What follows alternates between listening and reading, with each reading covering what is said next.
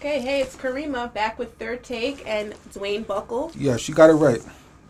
Yeah, I'm sorry about that before. I apologize. It's all But good. yeah, we're having a great conversation. Yes. What are you most proud of in your career thus far? What I'm most proud of in my career, I'm most proud of that I could be a black filmmaker, to own a black-owned business, and to produce films that talk about not just black everyday life, the everyday experience of everyday humans. That's important. Yeah, Yeah. because I think humanity, I think we're like dehumanized. I don't know. I feel like Yeah. as a whole, We've in been general. dehumanized by the social media, by the Yeah. television, by the print newspapers and magazines, and just by the everyday images. Because one day I was walking down 8th Avenue right outside, Mm-hmm. and I looked up. There was a giant red billboard of Satan. Was it? Yeah. I Oh. looked around. I was looking around Manhattan. I saw everybody was kind of dull. What? Like it was normal. Like, Yeah, I no. was like, why is Manhattan, the whole Manhattan, looking so dull? Yeah. On that same moment, I said that. I looked up. There was a giant billboard of Satan, Oh, and I said, yeah. "That's it. That's why." Yeah. Because he's controlling us through television, media, social media, and print, and he's taking control of our lives. We can't do anything about it. And that's why I'm doing all this work, to kind of push back a little bit, Right. because I'm a godly man. Absolutely. And so Number anything one. we're saying, I got to push back with the godliness, because, I'm here for truth and justice. And I like humanity. I like humans. And I don't want to see us being the target of a satanic brainwashing matrix system. It's everywhere though. Music, TV, like. Yeah, we're not designed for that. We're designed to go into a higher place. Yeah, I totally agree with that. We're designed for, who knows what we're designed for. I know. I think some of us are designed for multiple things. So I feel like you are like I think they call it like a multiple potentialite. It's something where some people are born to do one thing, and then some people are born to do multiple things. And then a lot of people don't. The people that are only born to do one thing don't understand those that are born to do. You know what I mean? Like if I say, because I'm a lawyer. Oh yeah, they don't understand me right, for sure. I'm a lawyer, so when I got into the acting, which was through my uncle, but then I wanted to further do it in my life, and then I joined the actors workshop. They were like, my family, I didn't even know you wanted to be an actor, and I'm like, well, Ayanna Vincent was a prosecutor. She went to law school. Mel Robbins is a motivational speaker. I just found out she was an attorney, and so.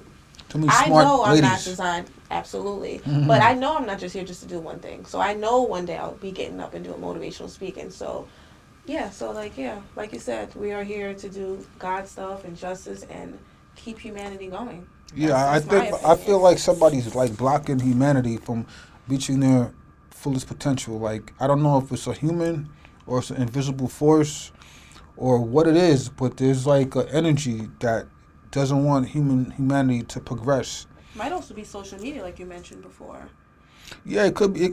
I think social. Yeah, I think it's part of the mental brainwash, because the social media will pull you away from a lot of the truth that's out there. Mm-hmm, yes. Because you're looking at that to gain insight into truth, and you're easily misled with that. Absolutely. And you could be misled against the work that I'm doing. You could be misled against finding about your ancient ancestors in Egypt. Yeah. Finding about science and mathematics and easy way of doing electronics or engineering or just finding out the things that will make you a more in tune individual. You're being blocked by a system, or maybe political, government, people, school, and they want something, but I don't know what it is. But we can't give it to them. Yeah. We have to be humans. We have to find out what makes us humans, where we can be, what we could do, what our possibilities are, and we have to find out what's stopping us from achieving our potential. Because in my documentaries, The Face on Mars, what's out there. God made the whole universe. Absolutely. For us, and we have to go out there and explore. We're not here to be held down and or hold ourselves down. Yeah, drinking Coca-Cola and stuff like that. What's our goal as humanity? So then what? So there are some people that are like okay with being stagnant. Like they don't even reach for, anything. And then there's other people that they want to do it all, or they want to do something, or they have this big goal. What do you think is the key difference? You know what I mean? Like why are some people like okay with just the bare minimum, and then why do you think there's others? Because you were just mentioning about us reaching our potential, and that's what we're here for. That's what I agree with you, that we're here to reach our full potential, because at the end of your life, like Les Brown, you don't want to be there and like all your dreams and goals are like, we have to die with you. Like we were here, like we're dying. Why didn't you bring us to life? So that's a big quote that hit me years ago, gave me goosebumps. But why are some people just okay with not reaching any of their potential? I'm confused even making this statement because I don't understand. Let me think. I don't get it. I would say that like, some okay. people they do go for their potential, and there's other people that don't go for their full potential. So the people that go for their full potential, say you work 10 hours a day and the other person only works 1 hour a day. Right. After your 10 hours a day, after 10 years of service to your job, you would have built a lot of money or wealth, or you would have a car, a house, or whatever. Right. The other person wouldn't have that. Right. But he or she had the ability to do that. Absolutely. But they didn't do that. Yeah, I don't get it. Like why? So you're benefiting at the end of the day. You get money, you get a trophy, you get a family, or you get whatever it is you're working on. Right. The other people, they'll see you at the end, and they'll see the stuff that you're getting, and they'll want that without putting in the work.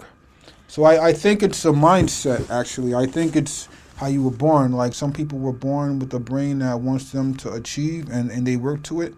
And some people are born with the brain that don't want to achieve. They just want to get it for free, or they just want to chill. And I think it's a matter of the individual. But I think that God is a creator. He creates the planets, the universe, and humans and animals. So we generally are on that path as humans. We generally want to be able to create art, paintings, films, or clothing, or shoes, or whatever we create. And so that's a godly path whenever you're doing anything like that. And so a non-godly path is to not be forward going, forward thinking, to be stagnant. So it kind of could mean it could possibly be good and evil. You know what? Okay. Thanks for putting it that way. I wouldn't know, but I would say generally human beings, when we were cave people, we built things and we progressed, and basically, and if somebody's telling you don't have to go out there and survive and do anything, they want to probably kill you. Right. So they don't want you to drink and eat. Right. Because you have to work for food and stuff like that. So they don't want you to survive. So it might be a negative thing, but who knows? Because the world is filled with opposites, and maybe that's just a part of life. There's plants, there's animals that move around, there's animals that don't move too much. So I think it's just a natural thing. But we just can't war against each other, fight against each other, and block and prevent and say one is good or one is bad. So probably the world needs both of us. But good way to put it.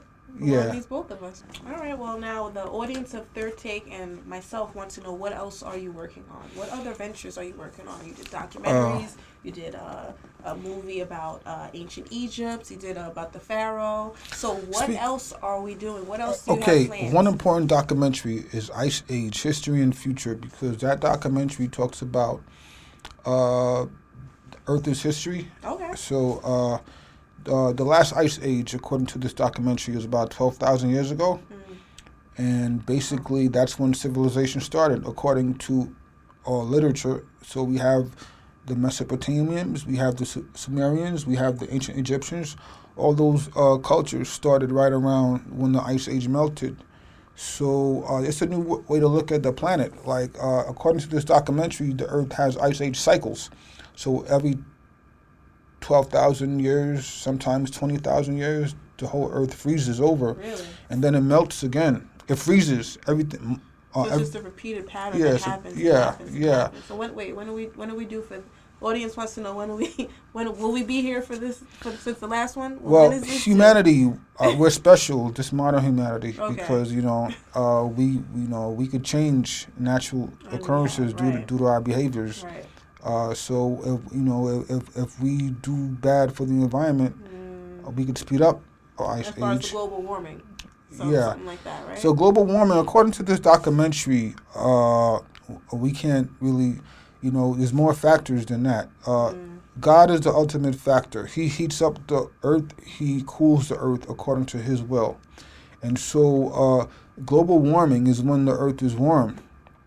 And so you could blame humans, or you could say that the earth has an elliptical orbit around the sun because it's not quite a circle.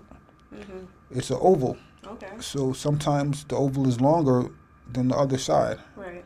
So when the oval is long, that means we're further away from the sun, so the earth is cold. And when the oval is shorter, the earth is warmer because we're closer to the sun. Okay. So there's a natural cycle of cold and heat that God creates, but we could speed up this cycle by polluting the earth. But what I'm trying to say is that the whole universe and the planet runs in accordance with the system.